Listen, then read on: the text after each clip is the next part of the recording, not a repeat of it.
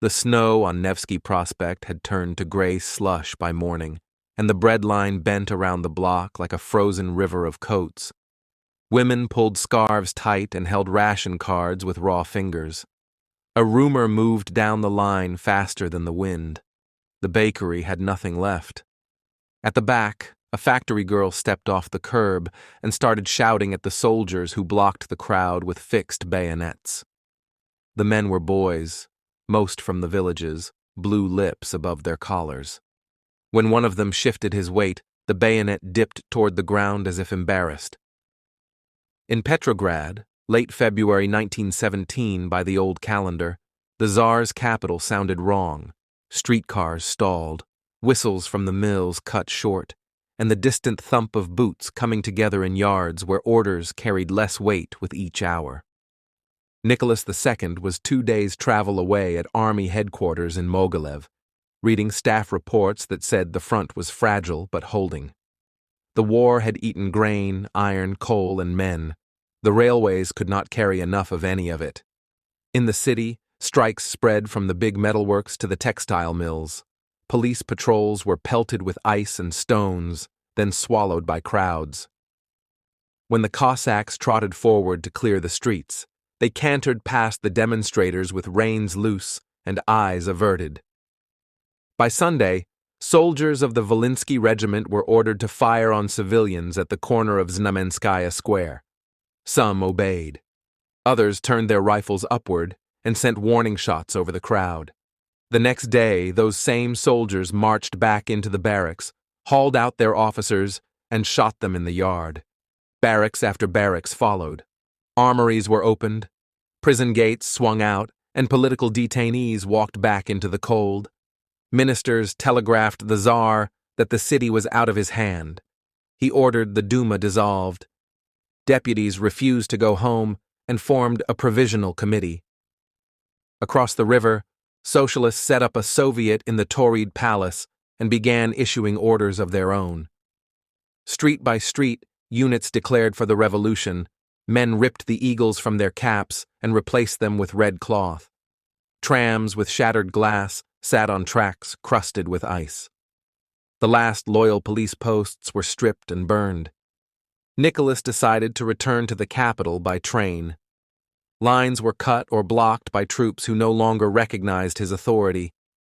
He spent a night in the dark at a rural station while telegraph keys clicked, arguing over which locomotive had right of way and whether the tracks were safe. Advisors reached him with the one argument that still mattered: the army would not obey him. In a railroad car near Pskov on March 2nd, March 15th by the Western calendar, he signed abdication papers in favor of his sickly son. Within hours, he rewrote it in favor of his brother, Grand Duke Michael. Michael refused the crown without the people's consent. The Romanov Dynasty, which had ruled since 1613, ended with a signature and a silence.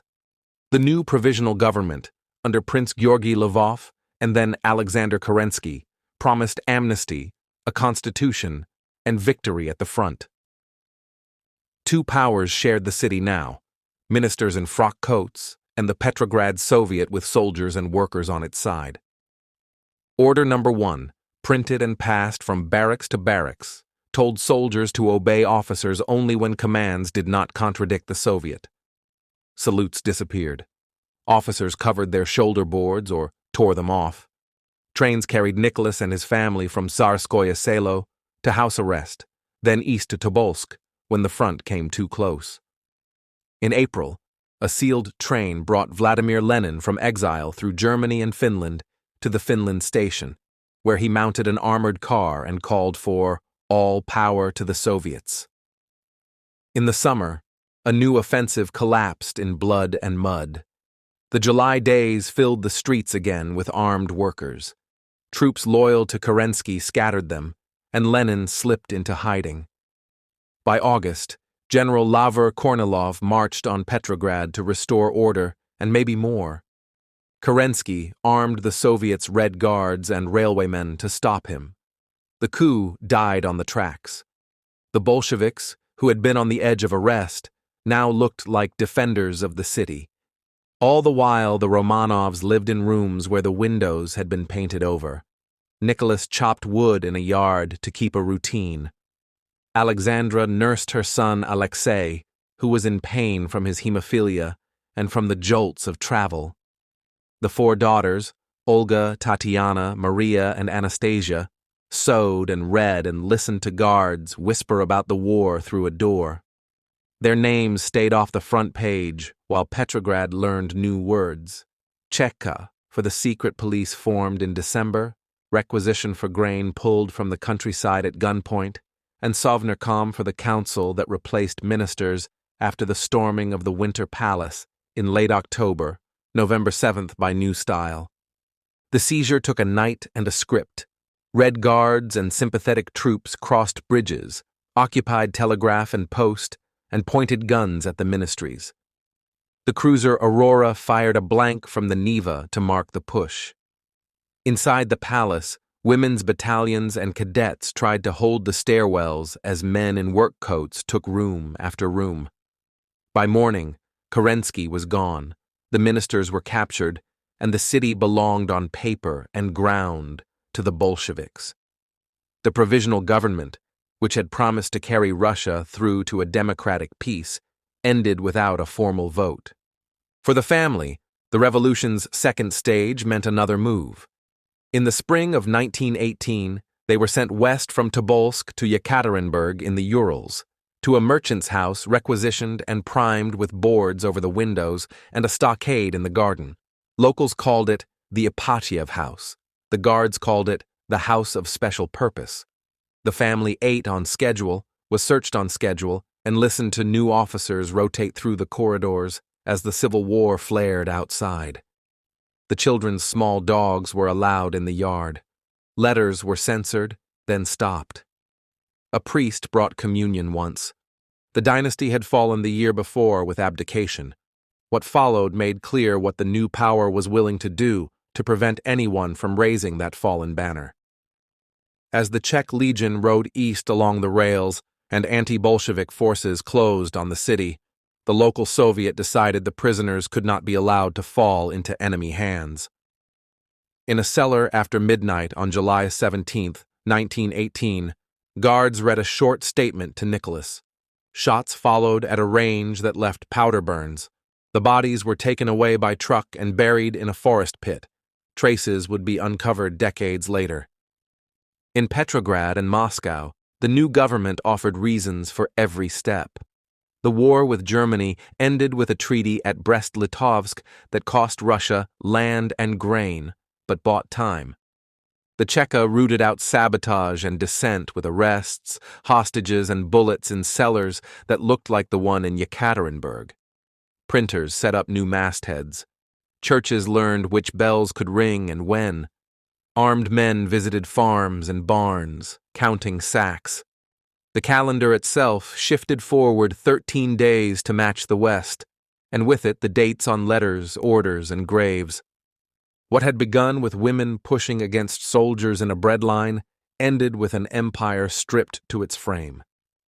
Nicholas had believed the war could be endured, and the throne survived by endurance.